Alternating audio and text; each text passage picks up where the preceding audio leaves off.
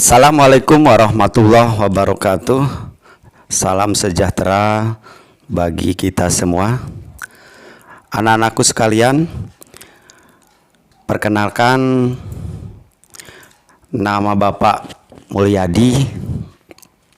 Bapak mengajar ilmu pengetahuan sosial kelas 7 semester 1.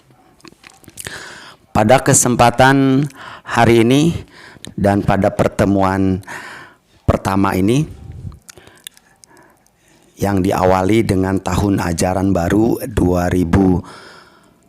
2020-2021, untuk pelajaran IPS pertemuan pertama ini Bapak akan mengambil judul pengertian ruang dan interaksi antar ruang.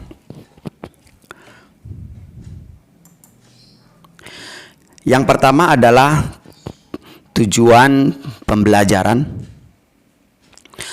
Tujuan pembelajaran yang pertama yaitu memahami aspek keruangan dan konektivitas antar ruang dan waktu dalam lingkup regional serta perubahan dan berkelanjutan kehidupan manusia dalam bidang ekonomi, sosial, budaya, pendidikan, dan politik.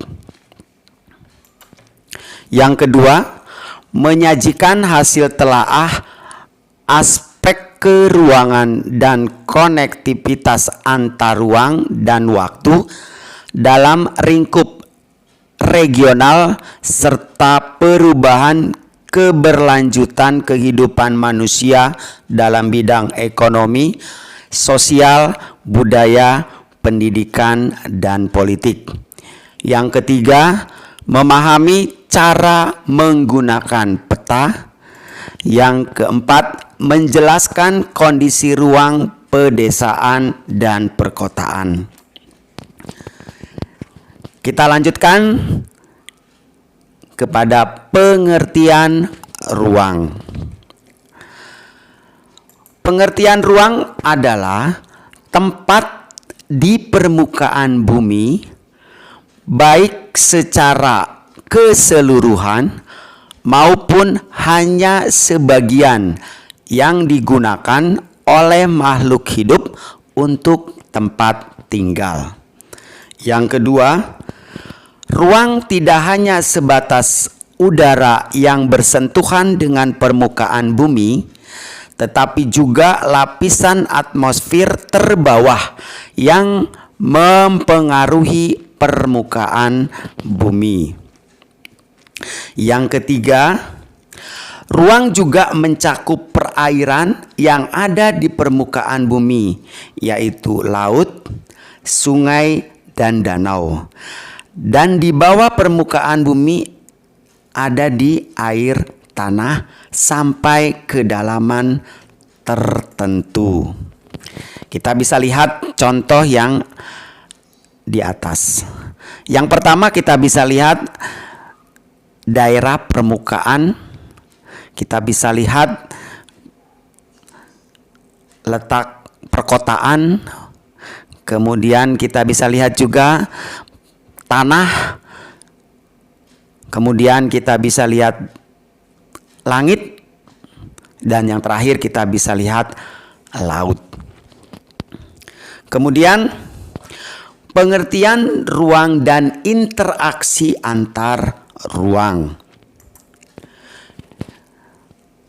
Ruang mencakup lapisan tanah dan batuan sampai pada lapisan tertentu yang menjadi sumber kehidupan bagi makhluk hidup. Yang kedua, berbagai organisme atau makhluk hidup juga merupakan bagian dari ruang. Yang berikutnya, batas ruang dapat diartikan sebagai tempat dan unsur-unsur lainnya yang mempengaruhi kehidupan yang ada di permukaan bumi.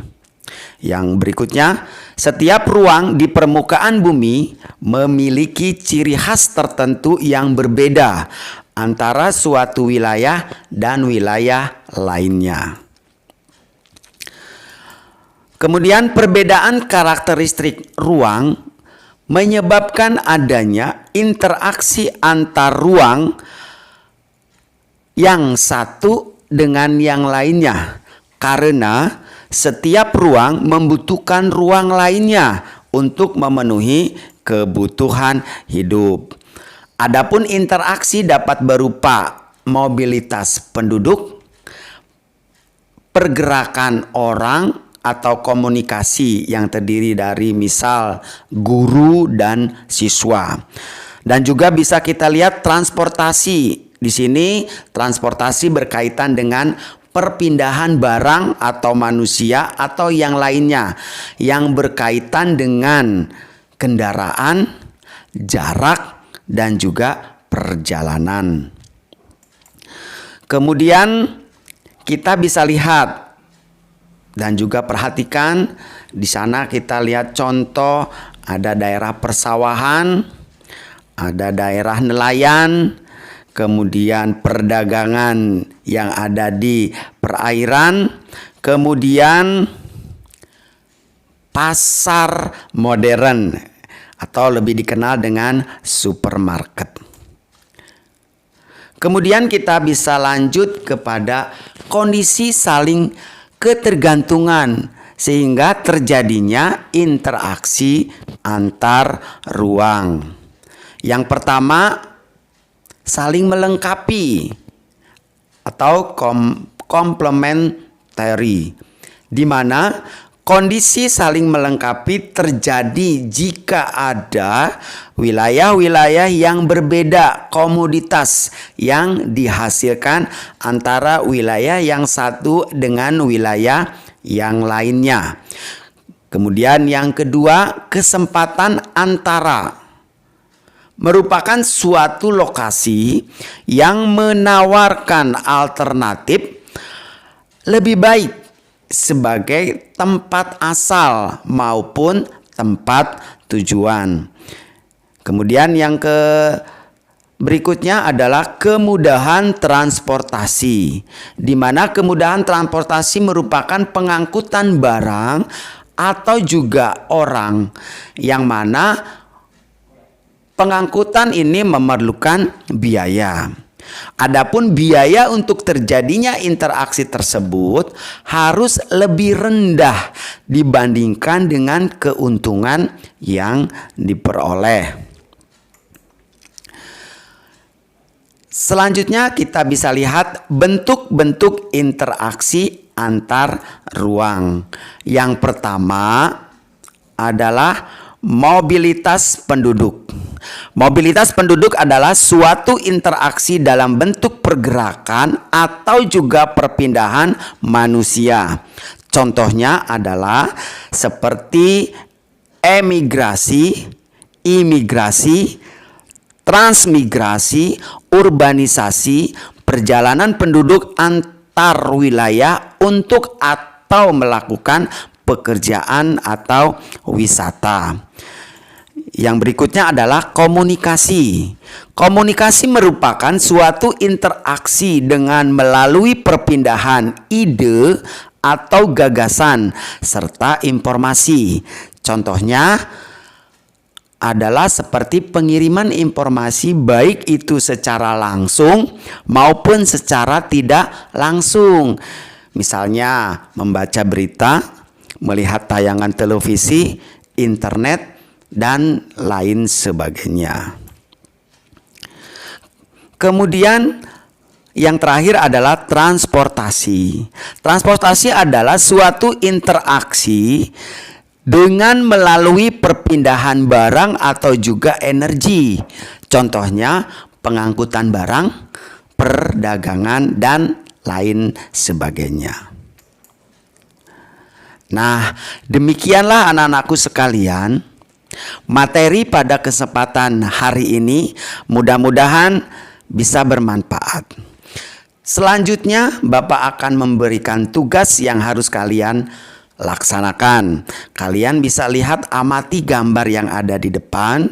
Kemudian, buatlah penjelasan berkaitan dengan interaksi antar ruang dari gambar tersebut. Terima kasih. Selamat pagi.